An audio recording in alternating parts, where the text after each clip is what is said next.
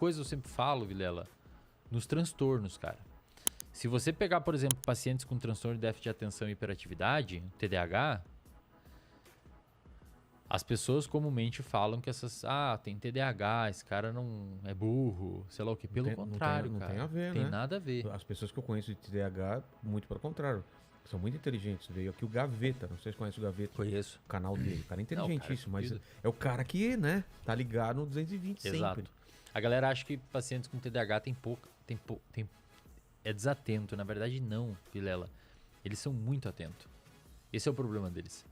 Se a pessoa com TDAH tá aqui trocando ideia com nós, ele não consegue ficar prestando atenção no outro. Se bater uma porta lá atrás, ele vai...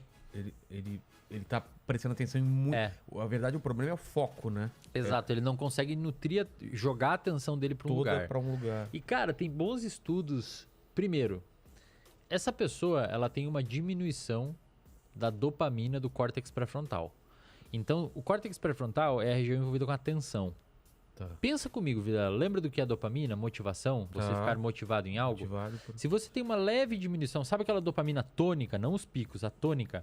O TDAH tem um pouquinho menos. A tônica é aquela que é jogada para você constantemente no mesmo nível, tá? Perfeito, a residual, aquele restinho. O TDAH tem um pouquinho menos. Ah, é?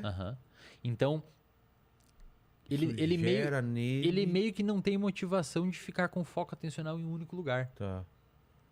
Então, por exemplo, paciente com TDAH, ele vai pegar um livro para ler, ele não tem o mínimo de motivação para ler 10 páginas daquilo. Daí ele vai na geladeira, aí ele pega o telefone, aí ele fala com alguém, e aí quando ele passou 5 horas, ele não lê o livro. E aí o que normalmente as pessoas fazem nisso, quando o TDAH é tratado, principalmente desde o início, que é o ideal, restabelece essa dopamina com medicamento. Ritalina, Venvance, medicamentos para TDAH. Como que a pessoa sabe que ela tem TDAH? Que exame que mostra isso? O neurologista, qualquer médico pode diagnosticar, mas os mais indicados são neurologistas e psiquiatras, e psicólogos também podem fazer o diagnóstico. Ah, é? Ao contrário do que muita gente acha, sim, psicólogo pode diagnosticar. Tá? Porque...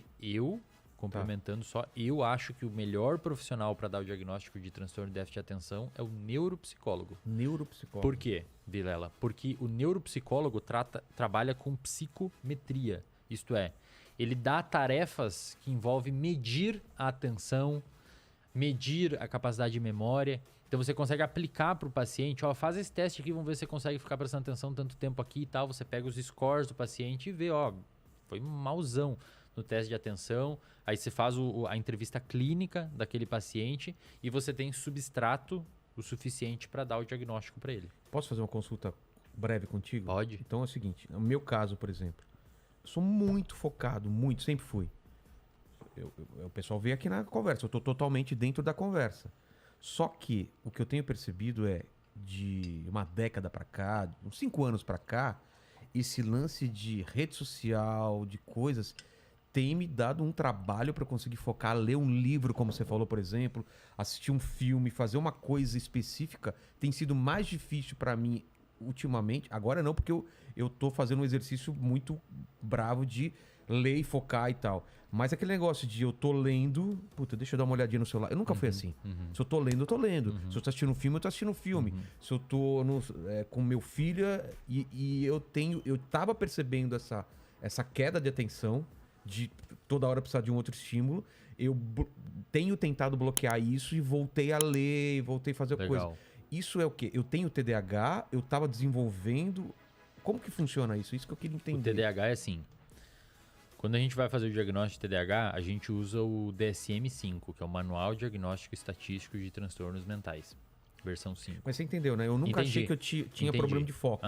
E eu comecei a perceber isso de um tempo e tô tentando mudar e tenho conseguido em vários sentidos. Eu vou responder, saca só. O TDAH, ele envolve... Primeiro, ele pode ser um TDAH mais desatento, pode ser só TDA, transtorno de déficit de atenção, sem o componente hiperativo, ou pode ser os dois juntos, ou pode ser só hiperativo, sem tanta desatenção. Normalmente a gente vê o misto. O cara é desatento e super... Que você comentou do Gaveta, parece que né? Super ativão e tal. Total. Então esse é um ponto. A falta de atenção ou a incapacidade de focar em algo por muito tempo é um dos sintomas do TDAH. O TDAH tem muito mais sintoma. Insisto, só um clínico consegue fazer o diagnóstico de TDAH. Não se autodiagnostique agora baseado no que eu vou falar. Quando você abre o DSM, tem vários itens lá que você tem que dar check para diagnosticar com TDAH. O primeiro item, ele se abre em outros 8, 9. Vários subitens, que envolve perder coisas com frequência, a pessoa chamar e você não vê, procrastinação. O paciente com TDAH procrastina muito, porque não tem essa dopamina para fazer as coisas, então procrastina demais. Desatenção, etc, etc. Isso são alguns itens que você tem que preencher. Só que tem outros itens, cara, que são extremamente importantes. Pensa assim, se a gente pegar 100 pessoas e perguntar para elas aqui, quem que perde as coisas com frequência? Cara, 100% vão falar. Total. Quem aqui é meio desatento? 100%. Quem aqui às vezes a pessoa chama e não responde? 100%. Só que aí tem os outros itens. Quem aqui esses problemas começou antes dos 12 anos de idade? Entendi. É obrigatório. Para diagnosticar o TDAH tem que começar, porque é um transtorno do neurodesenvolvimento. Entendi. Tem que ter começado lá atrás. Então, desses 100%, cara, sobram uns 30, digamos assim. Eu sou desatento desde pequeno. Quem aqui tem essa desatenção em mais de uma área da vida? Por exemplo. Não pode ser só no trabalho. Tem que ser no trabalho, com a família, com a sociedade, com os amigos, no futebol. Porque se for só no trabalho, pode ser Você que tem ele não um problema goste da do parada. trabalho. Eu não consigo ler matemática, estudar matemática. Beleza. Você odeia Você matemática. não gosta de matemática, você está entendi. desmotivado, não está desatento. Entendi. Então, desses 30%, você já baixa para uns 15%. Quem aqui sofre quem aqui sofre clinicamente disso? Tipo, sua vida realmente está impactada. Às vezes você tem um ou outro, mas não impacta a sua vida. Você não esquece chave de casa, não deixa fogão ligado. A mulher não tá reclamando, seus fala amigos, e você não escuta, etc. Você vai passando esses filtros, sobra mais ou menos 3, 5% das pessoas, que é a prevalência de TDAH na sociedade. De 100 pessoas, Então, umas o que eu 3 te vão ter. relatei é o quê? Não é TDAH. É só uma... Provavelmente você teve um momento, uma fase de mais desmotivação, às vezes, com isso. Porque, por exemplo, eu adoro ler um livro. Por que eu não estava conseguindo ler naquele momento? Pois Porque eu estava com algum problema na minha vida, outras coisas que mais estavam tirando estressado, foco. alguma coisa que você queria resolver e não estava percebendo que estava gerando ansiedade. Não, às mas tem a vezes ver mesmo, quer porque- resolver rápido. Eu preciso criar não sei o que, e aí fica olhando o cabeça tá em outro celular. lugar. Exato. Então, muitas pessoas falam, e o consumo, vale a pena comentar, desses medicamentos usados para TDAH, como Ritalina, como Venvance, em excesso, em pessoas que não têm TDAH, é muito comum. Ah, é? A galera não tem TDAH e vai lá e toma Venvance, toma Ritalina para melhorar foco e tal. Pessoal, isso não funciona, tá? Tem um grande amigo meu, um neurocientista lá da Federal de Santa Catarina, chamado de Andrei Maier, inclusive é um cara excelente se eventualmente você quiser trocar ideias sobre principalmente educação, aprendizado, como o cérebro aprende e tal. Ele publicou esses tempos no Instagram dele um negócio bem legal mostrando... Pensa assim, ó. Imagina um ponteiro de dopamina, tá? O paciente com TDAH... Aqui é o ideal que a dopamina fique, para você aprender bem e ter uma atenção controlada. O paciente com TDAH... ele tem a dopamina aqui. Então, ele toma um medicamento para a dopamina vir para cá. O paciente que não tem TDAH já tem a dopamina aqui. Se ele toma um medicamento, a dopamina faz isso. Só que a dopamina aqui piora seu aprendizado. Então, quem não tem TDAH, que consome Ritalina, que consome Venvance, que consome esses medicamentos para TDAH, está, na verdade, impactando na capacidade de aprender. E olha que interessante, em pacientes com TDAH,